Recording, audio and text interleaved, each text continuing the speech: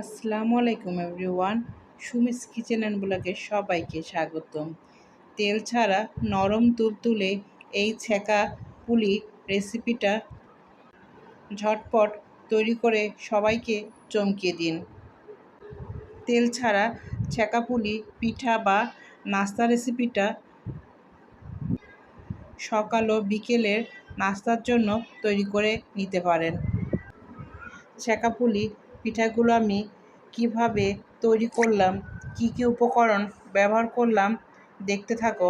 আশা করি তোমাদের কাছে এই রেসিপিটা খুবই ভালো লাগবে। সেমাইয়ের পুর ভরা ফুলকো এই ছেঁকা পুলি পিঠাগুলো দেখতে যতটা সুন্দর হয়েছিল, খেতেও কিন্তু ততটাই টেস্ট ছিল। এখানে আমি একটি ফ্রাই প্যান বসিয়ে দিয়েছি। আমি এখানে কিছুটা পানি দিয়ে নিচ্ছি। এখানে আমি ছেঁকা পুলি পিঠার জন্য আটার ডোটা তৈরি করে নেব। পর্যাপ্ত পরিমাণে লবণ দিয়ে নিচ্ছি। পানিটা এখানে ফুটে আসছে। এরপরে আমি এখানে দিয়ে নিব 1 কাপ আতপ চাউলের আটা। আতপ চাউলের আটা কিছুটা ফুটে আসলে এখানে আমি দিয়ে নিব 1.5 কাপ ময়দা। দিয়ে আমি সুন্দর করে আটার ডোটা তৈরি করে নিব। আটার ডোটা আমি সুন্দর করে নেড়ে চেড়ে ঢাকনা দিয়ে ঢেকে রেখে দিব। তাহলে আটার ডোটা খুবই সুন্দরভাবে তৈরি হয়ে যাবে। আমার এই রেসিপির সঙ্গে এতক্ষণ পর্যন্ত যারা চলে এসেছো, এটি লাইক দিতে ভুলে গিয়েছো, অবশ্যই একটি লাইক দিয়ে ভিডিওর সঙ্গেই থাকবে। এরপরে আমি ঢাকনা দিয়ে ঢেকে 10 মিনিটের জন্য রেখে দিব, যেন আরও সুন্দরভাবে ডোটা সেট হয়ে যায়। এরপর আমি চলে যাব পুরের জন্য তৈরি করার জন্য। এখানে আমি আবারও ফ্রাই প্যানটা বসিয়ে দিয়েছি। এখানে কিছুটা আমি ঘি দিয়ে নিচ্ছি। ঘিটা গরম হয়ে আসলে এখানে আমি দিয়ে নিব একটি তেজপাতা, একটি এলাচ বা দারচিনি। দিয়ে কিছুটা ঘ্রাণ বের হয়ে আসলে আমি সেমাইগুলো দিয়ে নিব। সেমাইটা আমি কিছুক্ষণ ঘিয়ের সঙ্গে ভেজে নিব। আমার এই রেসিপির এ পর্যন্ত যারা আসছো সবাইকে অসংখ্য অসংখ্য ধন্যবাদ। এভাবে আমি ঘিয়ের সঙ্গে সেমাইটা ভেজে নিচ্ছি। কিছুক্ষণ ভাজার পরে এখানে আমি দিয়ে নিব নারিকেল। নারিকেলটা আগে থেকে আমার চিনি দিয়ে পুর তৈরি করা ছিল ডিপ ফ্রিজে, সেটাই আমি বের করে দিয়ে নিয়েছি। এরপরে আমি দিয়ে নিব খেজুরের গুড়। দিয়ে সুন্দর করে নেড়ে চেড়ে সেমাইয়ের পুরটা আমি তৈরি করে নেব। কিছুক্ষণ ভাজার পরে আমি সামান্য পানি দিয়ে নিব। পানিটা দিয়ে আমি মিডিয়াম আঁচে সেমাইটা সিদ্ধ করে নিব।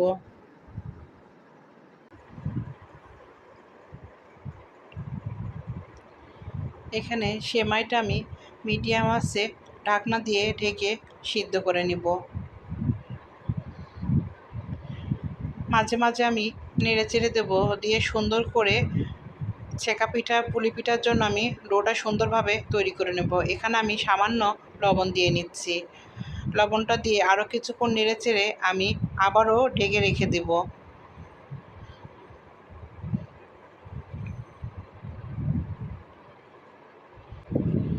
ছেঁকা পুলি পিঠা বা নাস্তা রেসিপিটা তোমাদের কাছে কেমন লাগলো অবশ্যই কমেন্টের মাধ্যমে জানাবে। এই পিঠাটা বিকেলের নাস্তা হিসাবেও ব্যবহার করতে পারো। এখানে আমি কোনো রকম তেল ছাড়া তৈরি করেছি এই পিঠাটা। আমি আরও কিছুটা ঘি দিয়ে সুন্দর করে নেড়ে চেড়ে নিচ্ছি। এখানে আমার সেমাইয়ের পুরটা সুন্দরভাবে তৈরি করা কমপ্লিট। এরপরে আমি পরিবেশন পাত্রে সেমাইয়ের পুরটা তুলে নেব। যে আটাটা আমি সিদ্ধ করে নিয়েছিলাম সুন্দর করে আমি মথে নিয়েছি। এরপরে আমি সুন্দর করে একটি পাতলা রুটি তৈরি করে নেব।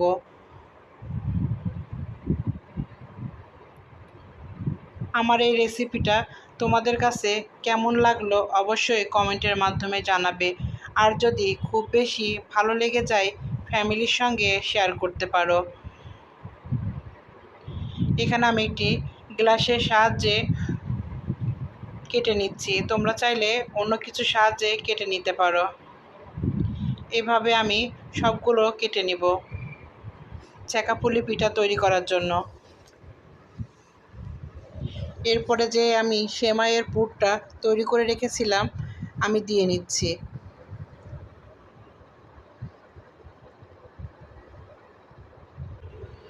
আমার এই পিঠা রেসিপিটা তোমাদের কাছে যদি ভালো লেগে থাকে আমার চ্যানেলটি সাবস্ক্রাইব করে আমার পাশে থেকে যেতে পারো। আমার চ্যানেলটি যারা সাবস্ক্রাইব করেছো তাদেরকে অসংখ্য অসংখ্য ধন্যবাদ। এরপরে আমি আরও একটি পাতলা যেই রুটির ডো তৈরি করেছিলাম সেটা দিয়ে এভাবে সেট করে নিচ্ছি। তারপরে আমি হাতের সাহায্যে সুন্দর করে মুখগুলো লাগিয়ে দিব।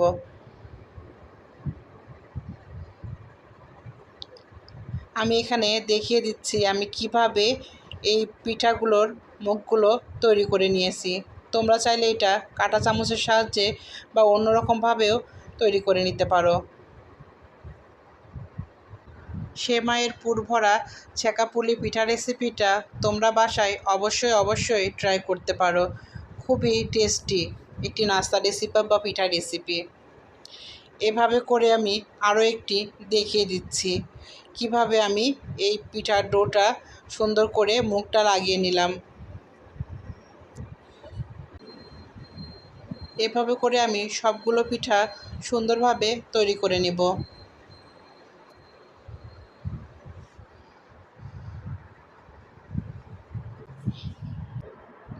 পিঠা কিন্তু সবাই তৈরি করতে জানে। আমি যেভাবে তৈরি করতে জানি আমি তোমাদের মাঝে সেইভাবে ঘরোয়া খাবারগুলো শেয়ার করে থাকি। আমার এই রেসিপিটাতে কোনো রকম যদি ভুল ত্রুটি থেকে থাকে অবশ্যই ক্ষমাশূন্য দৃষ্টিতে দেখবে।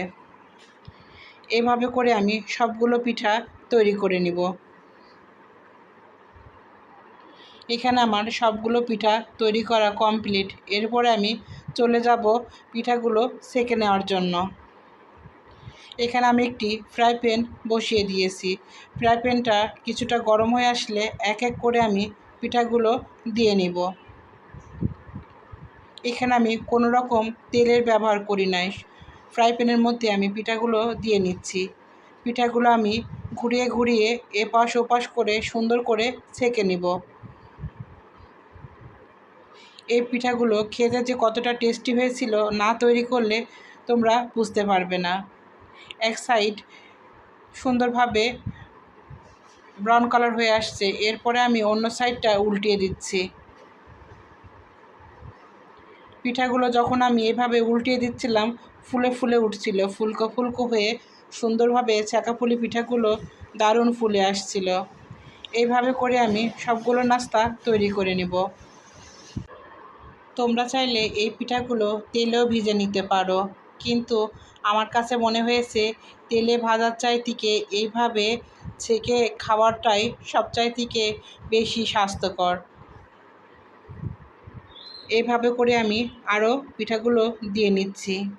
এইভাবে করে আমি সব পিঠাগুলোই ছেঁকে নেব। এরপরে আমি পরিবেশন পাত্রে তুলে নিয়েছি। মাশাআল্লাহ, পিঠাগুলো দেখতে কিন্তু খুবই লোভনীয় লাগছে।